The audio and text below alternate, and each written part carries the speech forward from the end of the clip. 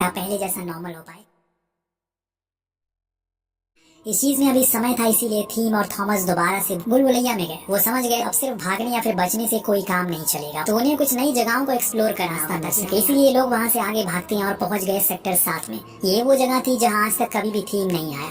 अब हर चीज इन दोनों के लिए यहाँ पर नहीं थी। यहाँ पर और भी कठिन पहेलियां थी और कुछ खतरनाक ब्लेड भी, जो किसी किस्म दानव से टूटे उस पार को निकाला तो अचानक उसके बीप की आवाज आने लगी, जैसे कि वो किसी तरफ जाने को कह रहा हो। थॉमस उसे लेकर आगे चलता रहा और रहस्यमय चीजों से इनका सामना हुआ। विशाल दरवाजे थे जिन्हें थीम ने अपने 3 साल के सफर में कभी नहीं देखा था। जब ये थोड़ा अंदर गए तो इनके सामने एक और दरवाजा है, जिसे ओपन करने के लिए वहाँ एक बटन भी था। डर और उम्मीद के चलते इन्होंने उसे खोल दिया और फिर से जब ये अंदर गए तो इन्हें लगा कि शायद यही इनकी आजादी का रास्ता है, लेकिन वो गलत था।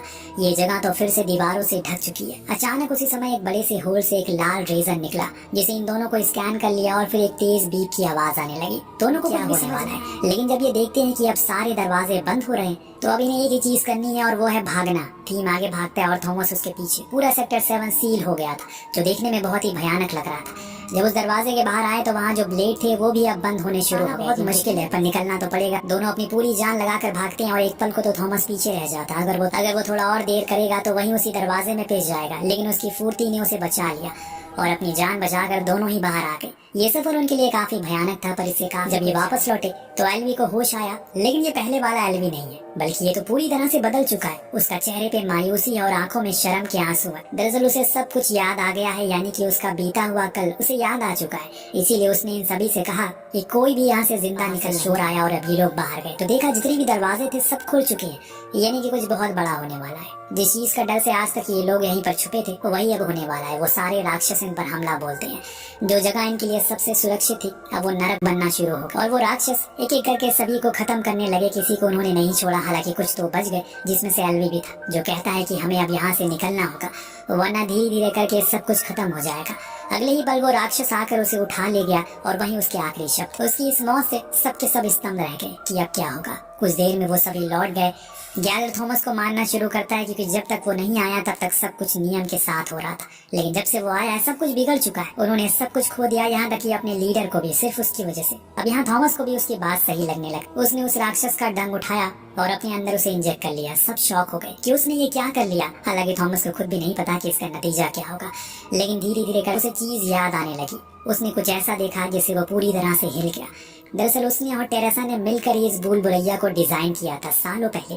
इन दोनों का ही हाथ था इस चीज को बनाने में, ताकि वो स्टूडेंट को इसमें डालकर उनके बिहेवियर को पहचान सके।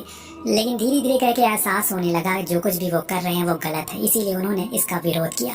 लेकिन बदले में उसे वही चीज मिली जो उसने खुद अपने हाथों से बनाई थी। उसे भी यहाँ भेज दिया गया और जब उसे होश आया तो उसने खुद को एक केज में बंद पाया। उसके साथ टेरेसा भी थी। ऊपर खड़े लड़कों से उन्होंने विनती की कि उसे बाहर निकाले, क्योंकि उसे पता था कि यहाँ से कैसे बाहर निकला जा सकता है। उसने इस चीज को बनाया है, परंतु गैरल अब नया लीडर बन चुका है। उसने सारे नियम बदल दिए, जिसके कारण सभी इन दोनों को ही बलि के तौर पर उन दानवों के हवाले कर देते हैं, ताकि ये सब कुछ फिर से पहले जैसा हो जाए। लेकिन सही समय पर आकर थॉमस ने गैरल से दूरी बना ली। कुछ और लोग भी थे उनके साथ, लेकिन अभी गैरल की तरफ संख्या ज्यादा थी। लेकिन जब थॉमस ने कहा कि उसे पता है कि यहाँ से कैसे बाहर जाया जाए, तो बाकी के कुछ लड़के भी उसके साथ आए। अब गैरल के साथ वो और खुद वहीं हमेशा के लिए रुक गए। इधर थीम, थॉमस, टेरेस, जैक जैसे ही सारे लोग अब सेक्टर 7 की तरफ बढ़ने लगते हैं। बीच रास्ते में थॉमस ने उन्हें बताया कैसे कैसे किस मोड़ पर उन्हें खतरे का सामना करना पड़ेगा, क्योंकि उसे सब कुछ याद आ चुका है। जब ये एक दूसरे सेक्टर में पहुंचे तो वहाँ एक और खतरनाक दानव इनका इंतजार कर रहा, जो किसी मकड़ी की तरह था। उसके शरीर का ऊपरी हिस्सा तो मांस का था, लेकिन पैर उसके स्टील के थे,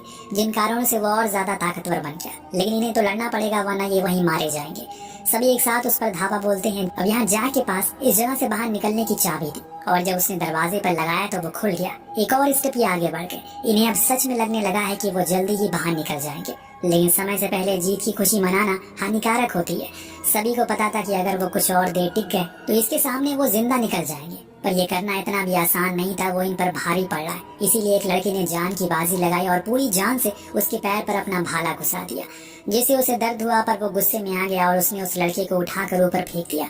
पीछे से कुछ और दानव भी बाहर निकलना शुरू हो गए, इसीलिए उन्हें जल्दी से कुछ करना होगा। इतनी में अचानक से वो दरवाजा खुल गया। अब इनके सामने एक ऐसा दृश्य आता है जो अभी तक सिर्फ सभी ने सपनों में देखा था। ऐसा कुछ हो सकता है। दरअसल ये लोग भूलभुलैया के अंदरूनी हिस्से में आ गए थे। सिर्फ थॉमस ही था जिसे सब कुछ याद है, और बाकियों के लिए ये जगह किसी दूसरी दुनिया की तरह लग रही है। ये साफ टनल, ज्यादा लाइट, ये सब देखकर हर कोई दंग था।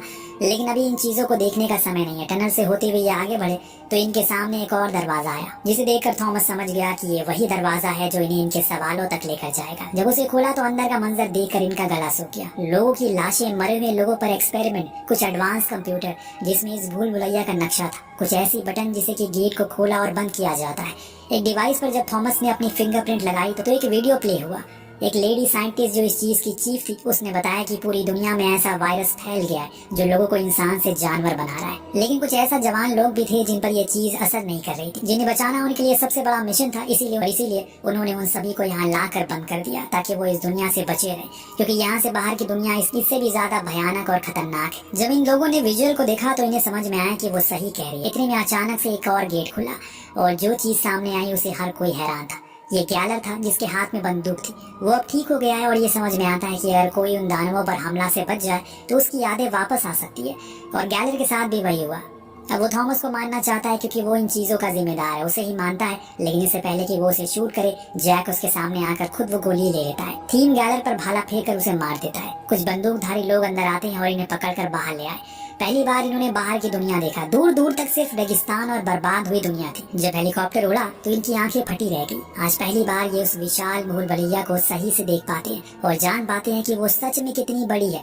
उस चॉपर में बैठा एक आदमी इनसे कहता है अब वो सेफ है। लेकिन क्या वो सच में सेफ है? क्योंकि अगले ही सीन में हम चीफ को देख पाते हैं जो अभी जिंदा है, यानी कि अभी भी ये बचे हुए उन एक्सपेरिमेंट का हिस्सा है जो सालों से चलते हुए आ रहा है। और इसी के साथ इस कहानी का यहीं पर अंत होता है। तो ये कमाल की कहानी आपको कैसी लगी हमें कमेंट करके जरूर बताएगा। मिलते हैं अगले वीडियो में। Thank you so much watching. Piece.